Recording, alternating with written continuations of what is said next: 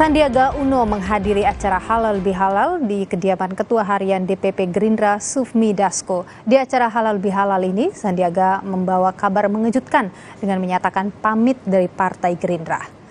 Sandiaga Uno mengumumkan pengunduran dirinya dari Partai Gerindra. Sandi menyatakan momentum Halal Bihalal di rumah Sufmi Dasko menjadi saat yang tepat untuk bermaaf-maafan sekaligus pamit. Dalam pertemuan dengan Sufmi Dasko, Sandi juga menyampaikan surat untuk Ketua Umum Prabowo Subianto.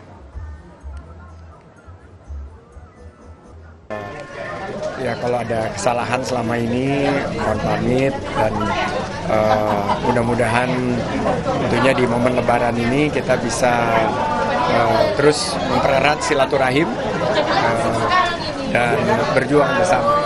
Itu intinya, dan tadi juga sudah mohon pamit dan mudah-mudahan di momen yang spesial ini di hari kedua bulan suci Lebaran, bulan suci Ramadan sudah lewat dan bisa menyambut tugas-tugas berikutnya.